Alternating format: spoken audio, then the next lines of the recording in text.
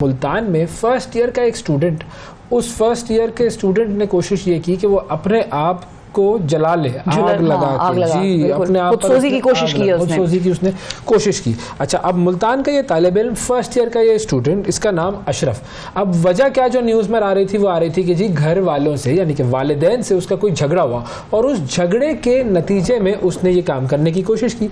अब बेसिकली ये एक जज्बाती फैसला था और चूंकि हम इंसान की शख्सियत की बात करें तो जज्बात से गुंदी हुई शख्सियत होती है, ज़्यादातर फैसले इंसान जज्बात की बुनियाद पर करता है और अक्ल सिर्फ उन फैसलों को जवाब फराहम कर रही होती है कि हाँ ये कर लो, इसके लिए रीजनिंग वो आपको देती रहेगी। और इसलिए किसी भी इंसान की ज़िंदगी में जज्बाती तवाज़ुन और जज्बाती पुख्तगी सबसे ज़्यादा ज़रूरी है। ये जज्बाती पुख्तगी, जज्बाती तवाज़ुन कैसे आएगा और किस तरीके से हमारा जो वालिदैन के साथ रिलेशनशिप है वो अगर किसी ऐसी नहज पर पहुंच जाए कि उनसे डिसएग्रीमेंट हो जाए तो क्या ऐसा इंतहाई कदम उठाने से हम रोक सकते हैं लोगों को, तो कैसे रोकें, इस हवाले से हम बात करेंगे। हमारे साथ लाइफ कोच, मोटिवेशनल स्पीकर जनाब कासिम अली शाह साहब मौजूद है। बहुत शुक्रिया कासिम साहब, आपने वक्त निकाला। सबसे पहले तो हम आपका भी चाहेंगे टेक कि आप जब इस किस्म की खबरें सुनते हैं कि नौजवान जो मुल्क का मुस्तकबिल होते हैं या जो किसी भी घराने को आगे लेकर चलने वाले उस घराने का मुस्तकबिल होते हैं, वो इस किस्म के एक्सट्रीम स्टेप्स जब उठाते हैं, आपके पास लोग अपने मसाइल भी लेके आते हैं, आपको क्या पता लगता है? जो मुशाहिदा है उसमें भी मैंने देखा है लोगों, इस तरह की सिचुएशंस को हम घरों में भी फेस करते हैं कि बच्चे जो हैं वो शदीद रिएक्ट करने लग पड़े हैं किसी भी चीज़ पे। उनका जो एक इमोशनल बैलेंस है वो डिस्टर्ब हो गया है और बच्चों ने कोई रिएक्शन कर दिया है। सुसाइड की बहुत सारी जो वजूहात हैं उसमें से एक बहुत बड़ी वजह ये होती है कि ये जज्बात में आके बच्चे एक बहुत बड़ा कदम उठा लेते हैं। मेरी एक तो सबसे पहले गुजारिश ये है कि हमें जज्बाती जहानत को और जो इमोशनल वेलनेस है उसको समझना चाहिए, क्योंकि कोई भी इंसान सिर्फ जिस्म नहीं है, सिर्फ जहन नहीं है, बल्कि जज्बात एक पूरे का पूरा पैकेज है और 27 के करीब जज्बात हैं जो अल्लाह ताला ने इंसान को दिए हैं और उनको भरपूर इस्तेमाल करना, उनकी अहमियत क्या है ये पता होना चाहिए। अब चैलेंज ये होता है कि जब भी कोई इस तरह का केस आता है तो हम उसको सिर्फ एक वाकया लेते हैं, हम एक साइड देखते हैं कि जी वालिद के साथ इख्तलाफ हुआ, वालिदा के साथ इख्तलाफ हुआ। अगर आप जाके थोड़ी सी रिसर्च करें तो आपको पता लगेगा कि उनका एक बुनियादी रिश्ता ही ठीक नहीं था। यानी उन्होंने पैदा तो कर दिया एक बच्चा है, लेकिन जो एक कनेक्शन होता है, एक फैमिली कनेक्शन जो बंदे को मजबूती देता है, जो बंदे की शख्सियत को मजबूती देता है, वो आपको नजर नहीं आएगा। ये कॉमन है। दूसरी बात जो आपको नजर आएगी कि ऐसे बच्चे या ऐसे लोग जो सुसाइड्स की तरफ जाते हैं, ये इनका पहले ही कोई नफ्सियाती तौर पे बहुत सेहतमंद नहीं होते, ये नाउमीद लोग होते हैं, इनके पास एक नाउमीदी ज़्यादा होती है और ये ज़िंदगी की मुख्तलिफ सिचुएशंस में स्टक होते हैं, इनको रास्ता नहीं मिल रहा होता, इनको गाइडेंस नहीं मिल रही होती, इनको कोचिंग नहीं मिल रही होती। तीसरी जो बहुत बड़ी एक जो वजह मैंने देखी है कि हर इंसान को कैथारसिस के लिए कोई शख्स चाहिए जिसके साथ वो बातचीत करे, जिसके साथ अपने इमोशंस को वो बयान कर सके, जिसको बता सके कि मैं क्या महसूस कर रहा हूँ, मेरे साथ क्या चल रहा है, क्या बीत रहा है। ये एक बहुत बड़ा फुकदान है। चौथा फैक्टर जो है वो हम सबको ये सीख लेना चाहिए कि अपने जज्बात को भी समझना चाहिए। ऐसा नहीं है कि आप कोई सीखे सिखाए हैं, पढ़े पढ़ाए हैं, खुद शनासी का एक हिस्सा अपने जज्बात को समझना भी है। हमें अपने इमोशंस को समझना चाहिए कि मेरे इस इमोशन का मतलब क्या है और ये जो मेरी ये सिचुएशन है ये वक्ती सिचुएशन है। डैनियल गोल्डमैन जिसने सबसे ज्यादा काम किया इमोशनल इंटेलिजेंस पे, वो अपनी किताब में लिखता है कि दुनिया की रिकॉर्डेड हिस्ट्री में सबसे ज्यादा पछतावे जो हुए हैं वो लॉजिकल एंड रैशनल फैसलों के नहीं हुए, बल्कि जज्बाती फैसलों के हुए हैं, ऐसे फैसलों के हुए हैं जो जज्बात पे मबनी थे। तो इस तरह का जो केस होता है जिसमें किसी बच्चे ने अपने वालिदैन के साथ किसी कॉन्फ्लिक्ट और किसी चैलेंज को देखते हुए उसके बाद सुसाइड कर लिया, अगर उसको डिटेल स्टडी करें तो आपको सिचुएशन की समझ आती है कि उनका रिश्ता अच्छा नहीं था और एक इमोशनल जो एक वेलनेस है उसका कॉन्सेप्ट उस बच्चे में नहीं था, मेंटल एक हेल्थ है उसको एड्रेस नहीं किया गया, और एक जो हमारा तालीमी निज़ाम है, सतही सा तालीमी निज़ाम जिसमें रट्टे नंबर डिग्रियां सब कुछ दिए जा रहे हैं, लेकिन एक वेलनेस का कॉन्सेप्ट जो है, एक जहनी सेहत का जो कॉन्सेप्ट है, एक इमोशनल बैलेंस का जो कॉन्सेप्ट है, वो तालीम के निज़ाम में कहीं भी नहीं है। कोई नहीं सिखाता कि आपने जो हालात कासिम साहब, मैं जब हालात पैसिव हो जाते हैं तो आपने एक्टिव कैसे होना है उनका सामना करना। लेकिन कैसे हम कैसे हम ये चीज़ें सिखा सकते हैं, ये भी एक बड़ा अहम सवाल होगा ना कि कौन सी चीज़ें हैं जो वालिदैन अपने बच्चों को सिखाएं या स्कूल्स सिखाएं। अच्छा, हमने अपने फ़ोन लाइंस भी ऑन कर दिए हैं, अगर कोई कॉल करना चाहे हमारे देखने वाले नाजरीन और आपसे कोई सवाल करना चाहें तो वो भी हमारे प्रोग्राम में शामिल हो सकते हैं। तो क्या चीज़ें ऐसी हैं जो सिखाएं इमोशनल मैनेजमेंट में ख़ास तौर पर, और उनको सिखाने का बुनियादी तरीका क्या होगा?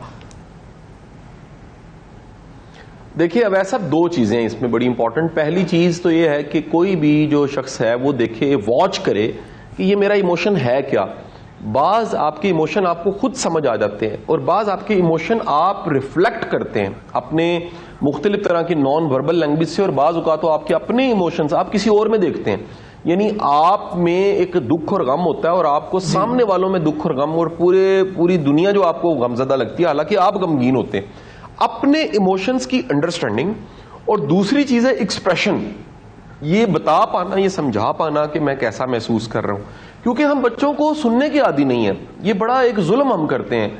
हम सवाल को डिस्करेज करते हैं, हम एक्सप्रेशन को डिस्करेज करते हैं, हम किसी को इजाजत नहीं देते कि वो बता सके कि मेरे एहसासात क्या हैं, मैं कैसा महसूस कर रहा हूं, मेरे साथ क्या बीत रही है, मेरी फीलिंग कैसी है। जब हम ये इजाजत ही नहीं किसी को देते तो उसका नतीजा ये निकलता है कि कोई भी शख्स जो है वो किसी खास सिचुएशन में जाता है और वो फिर बताता नहीं है, तो वो प्रेशर कुकर बन जाता है, वो एक इमोशंस का वॉल्केनो बन जाता है, और जब वो फटता है, वो बाहर की तरफ अगर उसका रिएक्शन हो तो वो किसी को डैमेज कर देता है, अपनी तरफ उसका रिएक्शन हो तो वो खुद को तकलीफ देने लग पड़ता है, और सम टाइम वो सुसाइड कर लेता है। तो अंडरस्टैंडिंग ऑफ इमोशंस, बिल्कुल सही है, वेरी साथ ही साथ ये तो पहली चीज हो गई कि हमें गुफ्तगू, अंडरस्टैंडिंग ऑफ इमोशन और गुफ्तगू करना, एक्सप्रेशन, बिल्कुल सही। अच्छा, हमारे साथ कॉलर हैं है सिंध से, बिल्कुल, रुखसाना गुल साहिबा। अस्सलाम वालेकुम।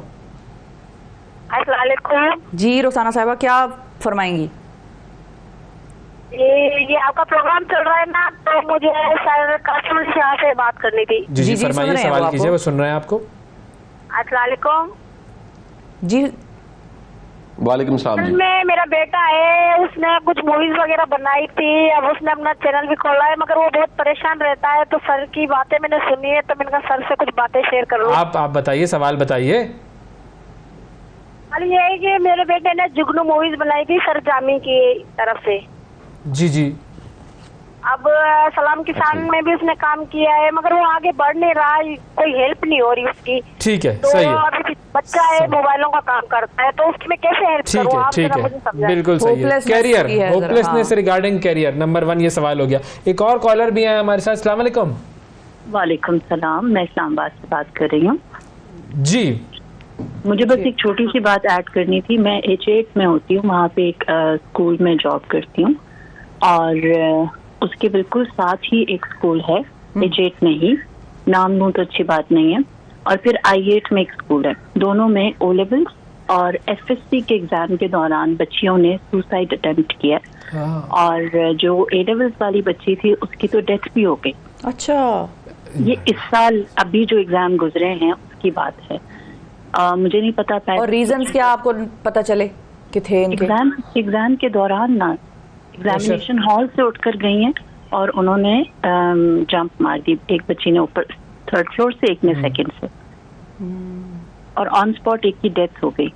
जी, क्योंकि एग्जाम, देखें, exam can be A trigger also ना। हमें ये भी समझना है कि एग्जाम एक ट्रिगर भी हो सकता है कोई ऐसा मतलब कैरी ऑन हो रहा हो उनके साथ कोई मसला, इमोशनली वो वल्नरेबल हो और बस एग्जाम भी ना अच्छा हुआ हो। तो इसलिए मैंने पूछा कि रीजन कोई है, कोई पर्सनल लाइफ, कोई फैमिली, कोई इस किस्म का भी कुछ आपको अगर है इल्म में तो आप बताइए, हम फिर एसएससी की जो बच्ची है वो जो बच गई, उसने तो कहा कि उसकी बड़ी बहन जो है वो हमेशा से टॉपर रही है, लेकिन पेरेंट्स उससे भी जो एक्सपेक्ट करते हैं वो नहीं कर सकती। ठीक है, बिल्कुल ठीक है। उनका एग्जाम रिलेटेड इंपॉर्टेंट आपने इशू रेस किया। कासिम साहब, पहले मेरे ख्याल में इसी सवाल की तरफ आते हैं कि पढ़ाई का प्रेशर इतना ज़्यादा, और इंडिया में तो मैं देखता हूँ न्यूज़, वहाँ पर तो बहुत ज़्यादा इस चीज़ को वो प्रेशर में होते हैं स्टूडेंट्स, और बहुत सारे सुसाइड केसेस आते हैं। हमारे यहाँ पे भी अब आना शुरू हो गए। और उसका बुनियादी एक जो आर्ग्यूमेंट होता है पेरेंट्स का, वो ये होता है या टीचर्स का भी, कि फेल हो गए तो तुम्हारी जिंदगी खत्म हो गई। भाई, फेलियर तो पार्ट ऑफ लाइफ है। आप फेल हो गए तो आगे बड़े बड़े लोगों ने बड़ा कुछ एस्टेब्लिश कर लिया अपने लिए। फेल होते रहे, समझाएं ये वालिदैन को सर।